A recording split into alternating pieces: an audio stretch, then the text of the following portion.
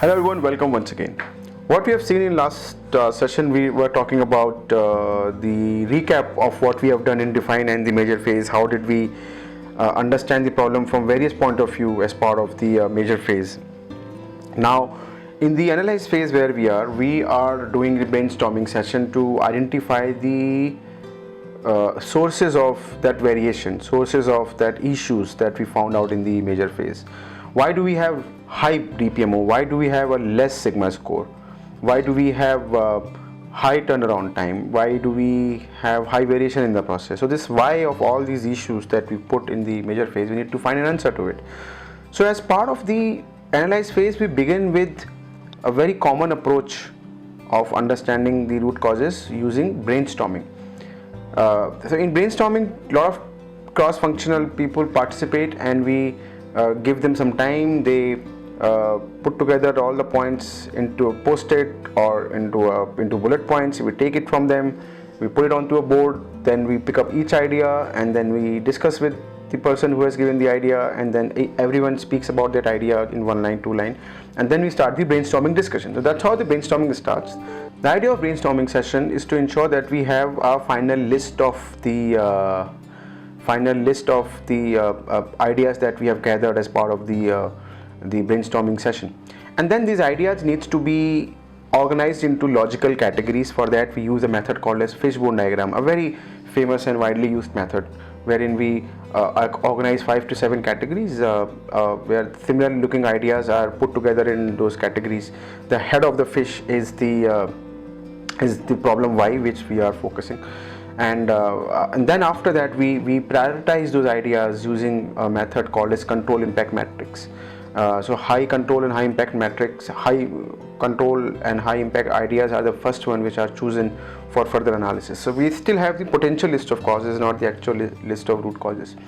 Then we use another method to understand the final list of root causes, and for that we use a method called as 5 why method. It is also called as why because method, because for each why we are asking why it happens, then because it may happen because of multiple reasons, like why the team is taking a lot of time to complete a job.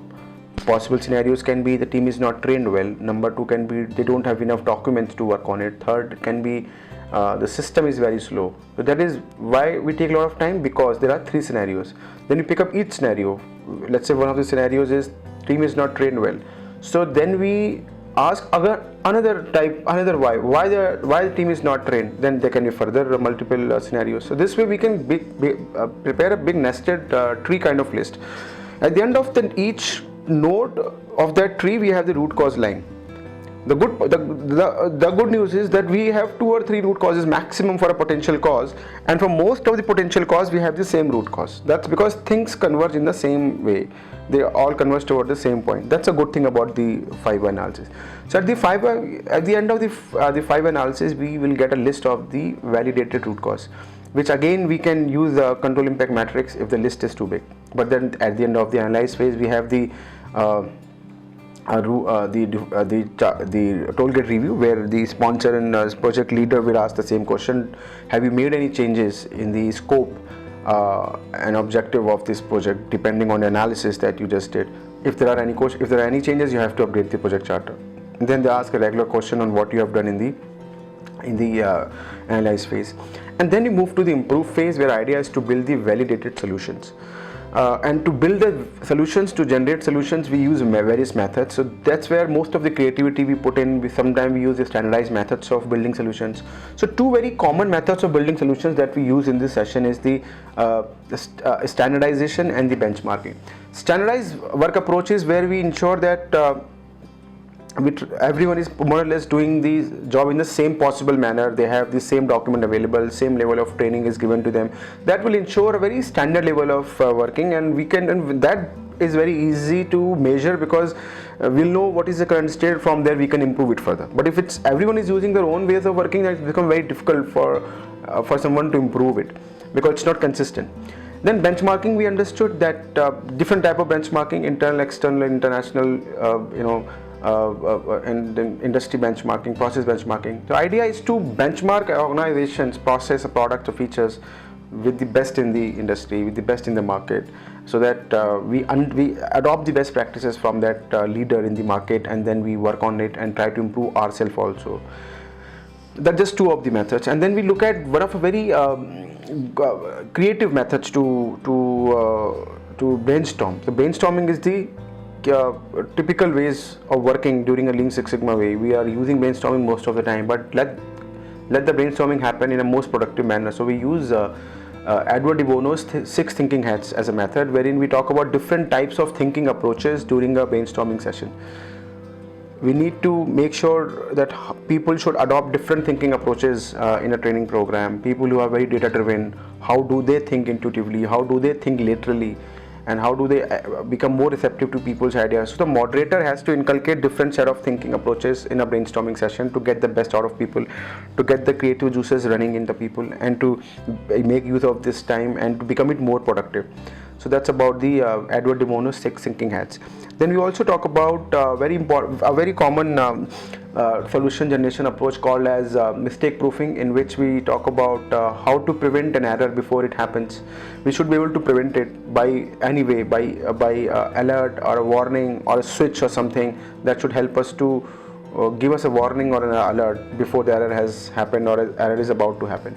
It is also called poka-yoke in Japanese. So there are various examples of mistake proofing around us. Then we talk about 5S, which talks about 5S: sort, set in order, shine, standardize, sustain. These 5S, and these 5S will ensure that workplace where we work is kept clean and organized, because Japanese philosophy is, if the workplace is clean and organized, then we would be more productive and more efficient. And it is natural also. If you have a workplace which is very clean, it has only thing that it is required to be here, then we will be more productive. If it's a clutter, then it will not be a very productive environment. So that's how, these are the approaches we use for generating a solution. And once we have generated solutions, some of the solutions, we shall again prioritize them the way we prioritize the root causes. Same way we will prioritize solutions also. And here we are going to use a method called as urgent important matrix. Any solution which is high on urgent and high on importance should be implemented first. That's the approach here. And then we still will not implement solution yet. We shall first would like to understand what is the risk in that process. To understand and identify the risk, we go through a method called as FMEA. Stands for failure mode and effects analysis. So a process which we have developed, a solution which we have developed, can fail in many ways.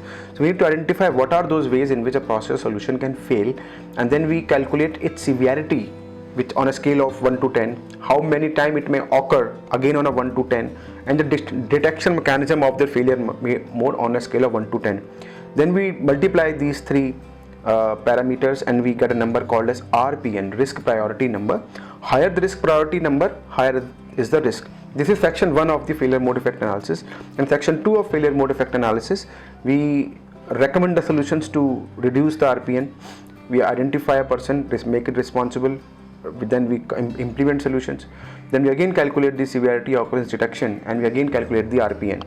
So the first part of FME talks about calculating the RPN, risk priority number. Second part of our FME talks about creating a mitigation plan to reduce the risk in the process. We still do not implement the solution full scale. We then create a pilot process. We implement the solution at a small scale level, and we want to get the feedback when we implement solution in a small setting, control environment, what could be potential issues. We want to improve our process. We take the feedback, we do the same thing we communicate in an actual process. The implementation plan, the communication, the change management, the training, all that remains same, nothing changes in that aspect. And once we have done a pilot test, in a pilot testing situation, the performance of process should always exceed the target in a pilot condition. And once we have that pilot settings done and process has performed well, then we implement process into an actual scenario.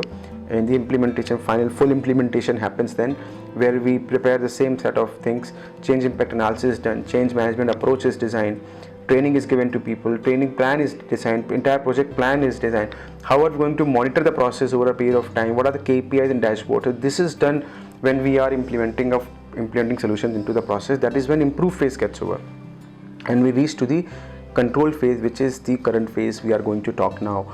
So as you can see that we have gone through the key parts: define, measure, analyze, improve.